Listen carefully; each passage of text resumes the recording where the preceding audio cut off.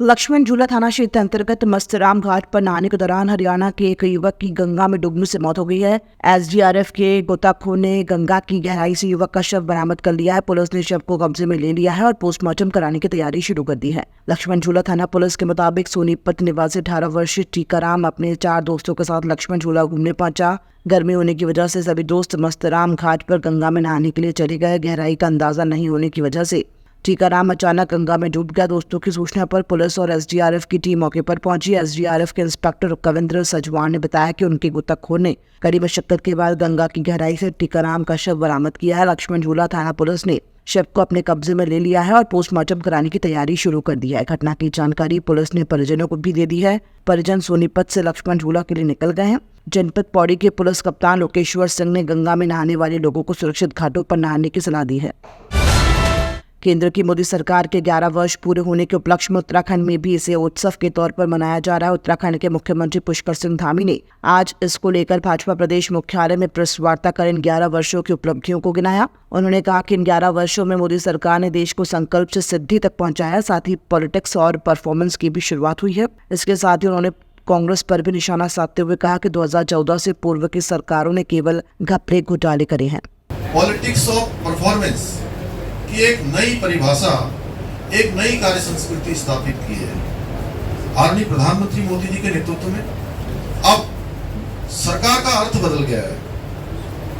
अब सरकार reform, perform and transform की भावना से संचालित होती है, जिसमें जन भागीदारी शासन की आत्मा बन चुकी है। 2014 से पहले घपलों की सरकार, घोटालों की सरकार, भ्रष्टाचार की सरकार, तुष्टिकरण की बातें सामने आती थी, लेकिन अब ये परिभाषा भी बदल गई है। अब विकास है, इनोवेशन, नवाचार है और आविष्कार, इस प्रकार की बातें आज हो रही हैं।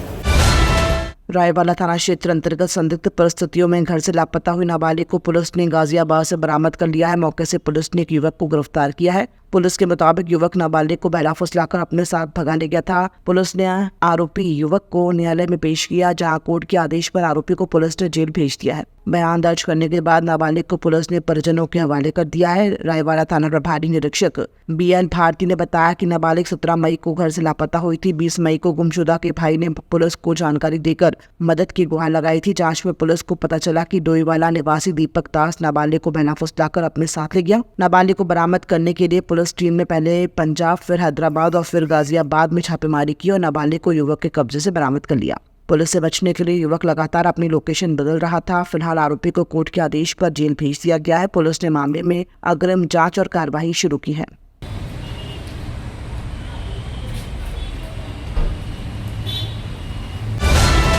कल हरिद्वार रुड़की विकास प्राधिकरण पर आजाद समाज पार्टी ने जमकर हंगामा काटा था। साथ 50,000 की गड्डी को भी फेंकर मारी थी। वहीं आज एचआरडीए कर्मचारी की तहरीर पर सिविल लाइन कोतवाली में 10 लोगों पर मुकदमा दर्ज हो गया है। हालांकि सभी आरोपी अभी फरार बताए जा रहे हैं। इस मामले में कांग्रेस के महानगर अध्यक्ष ने आजाद समाज पार्टी के प्रदेश अध्यक्ष महक सिंह पर टिप्पणी करते हुए कहा कि विरोध जताने सभी लोगों का हक है, पर विरोध मर्यादा पूर्ण होने चाहिए और सरकारी करेंसी का अपमान भी गलत है। वहीं एसपी देहात शेखर चंद्र सुयाल ने भी कहा कि कल हुए पूरे प्रकरण में 10 लोगों के विरुद्ध मुकदमा दर्ज किया गया है। देखो, ये तो सब लोगों को पता है कि एचआरडीए में कहीं ना कहीं बड़े पैमाने पर कुछ गलतियां हैं और भ्रष्टाचार भी है।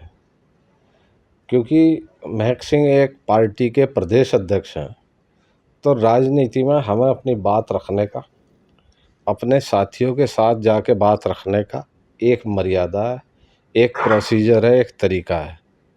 उन्हें अगर अपनी बात रखनी थी तो लिखित में उन्हें एक वहाँ अपना ज्ञापन देना था, और जिस तरह से उन्होंने नोट फेंके और या कोई अन्य ऐसी भाषा का इस्तेमाल किया है जो संसदीय श्रेणी में नहीं आती है, तो गलत है।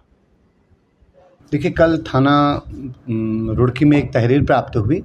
उस तहरीर के आधार पर वहाँ बलवा, सरकारी कार्य में बाधा, इस प्रकार के तथ्य उस कंप्लेन में थे और उनकी पुष्टि भी उसमें एफआईआर दर्ज कर दी गई है।